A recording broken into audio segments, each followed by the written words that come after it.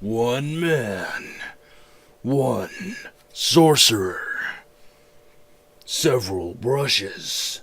The entire first season of the Death Note anime. This is the Fabricator.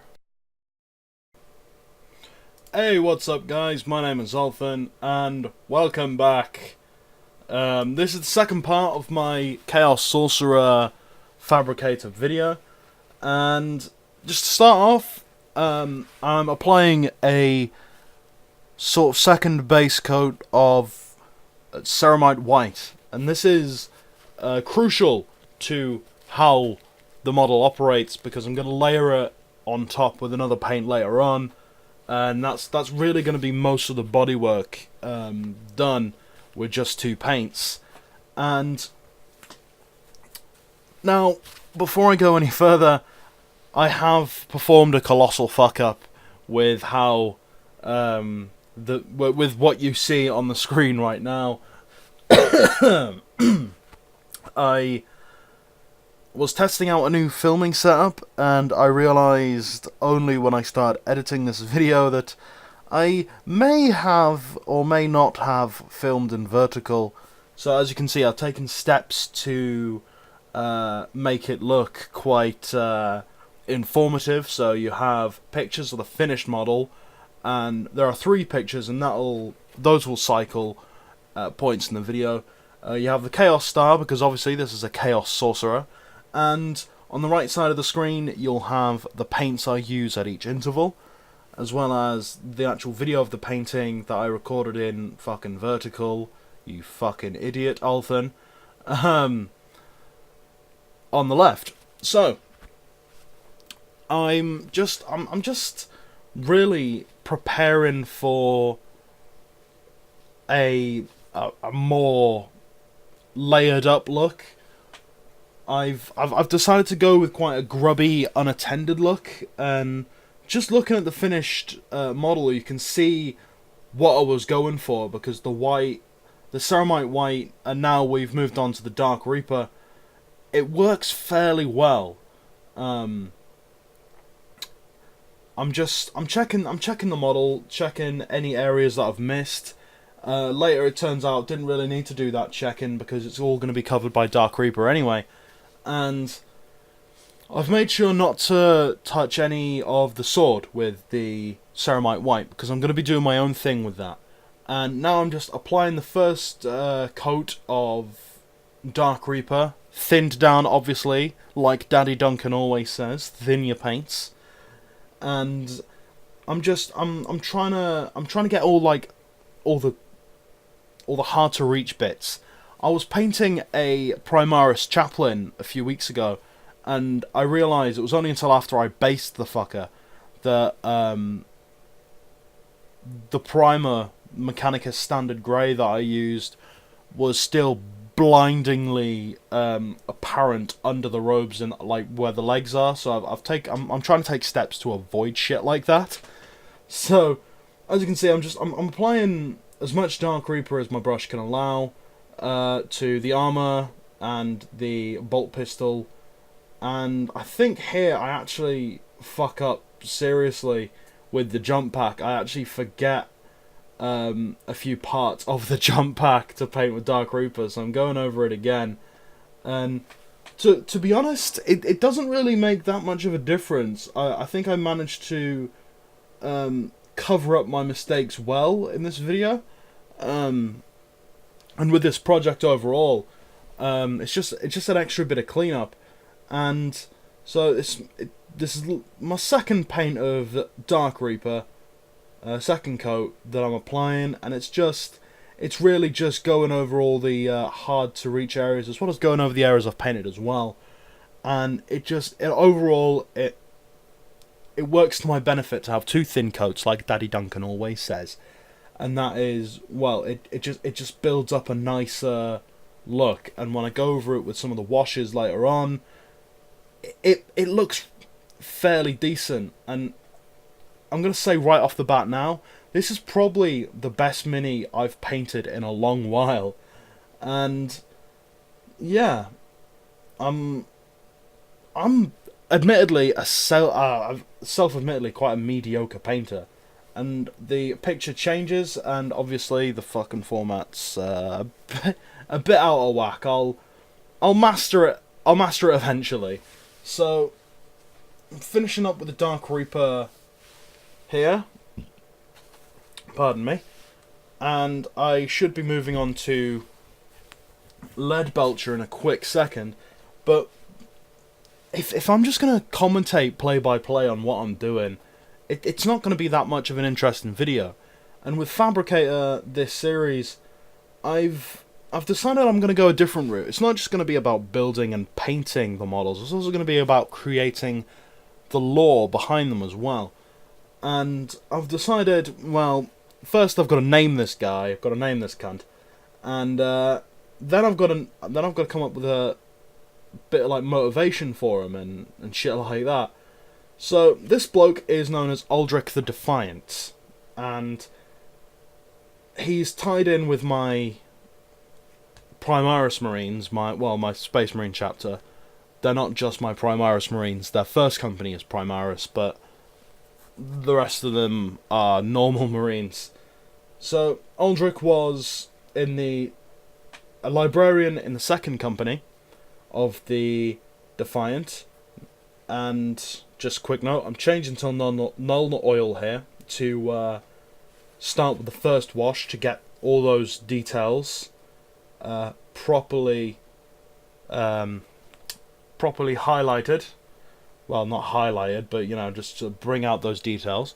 So yeah, Aldrich was a librarian in the chapter now known as the Defiant, in their second company. And the entire second company, in the early 36th millennium, about 500 to 1,000 years after their founding, there was an accident which claimed the entire second company of the Defiant. And two specific Astartes were... Well, there are two specific ones that are actually named. One of them is the chapter's revered hero, known as Varric Sabathiel, and the other one is Aldrich. However, Aldrich is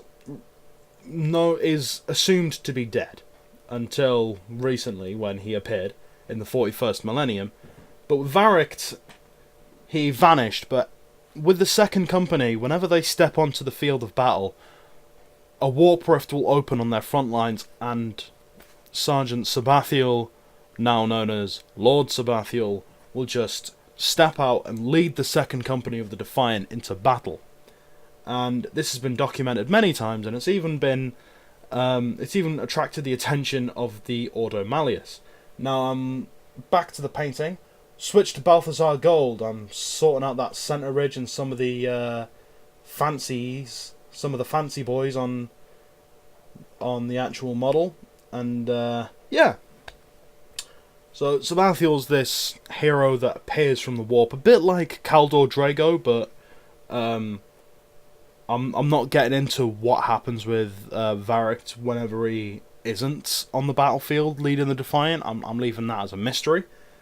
But the Ordo Malleus is investigating. Be assured, loyal Imperial citizen. Now, with Aldrich, it's a little different.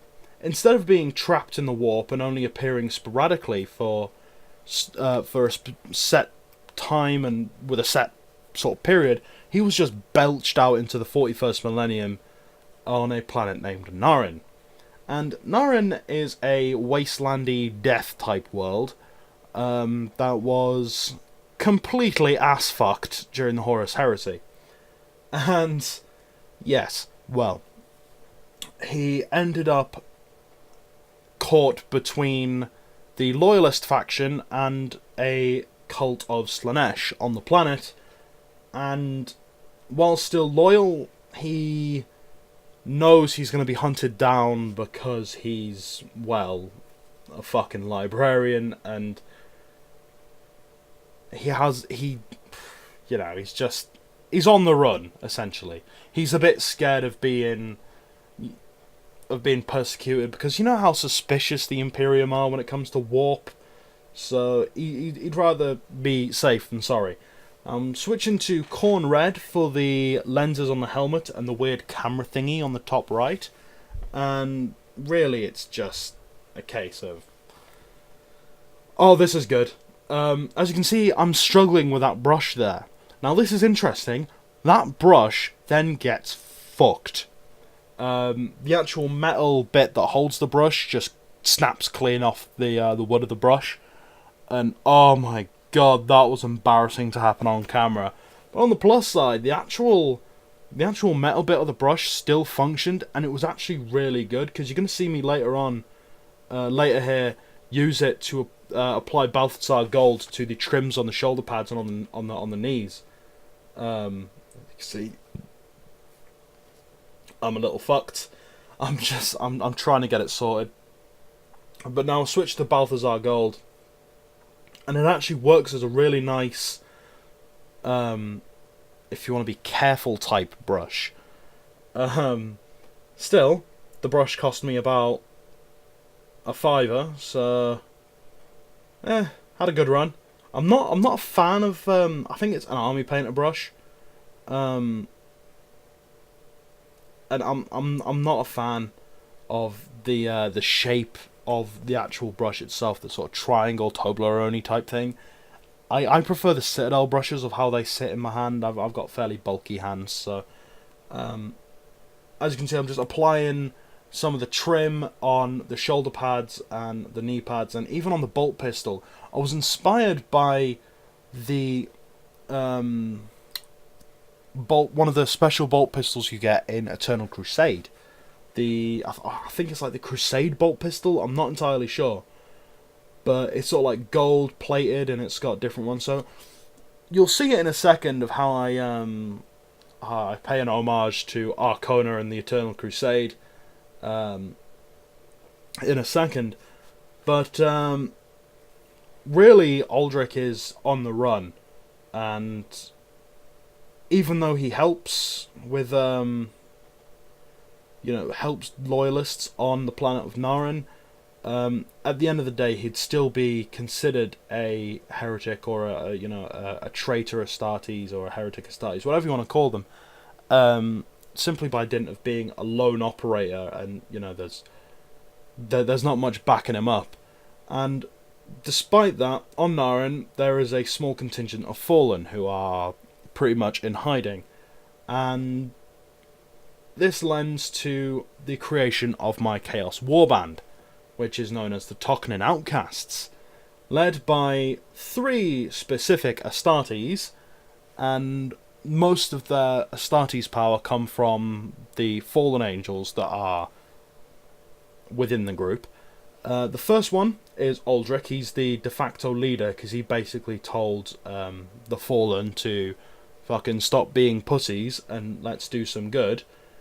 And you also have a unknown character, which is my Terminator Lord, a Chaos Terminator Lord, but it was actually a gift from a mate of mine from uni, and he painted it to a standard, just mwah!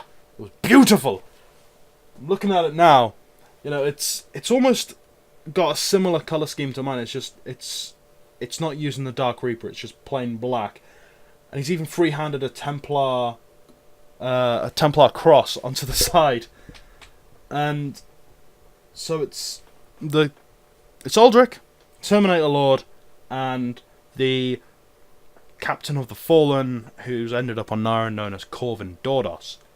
And as you can see here in the actual video, while I'm not rambling on like a fucking lunatic, I'm just applying some non-oil, and I'm actually doing a little bit of cleanup. I'll end up applying some Dark Reaper onto the helmet where I sort of went over a little bit.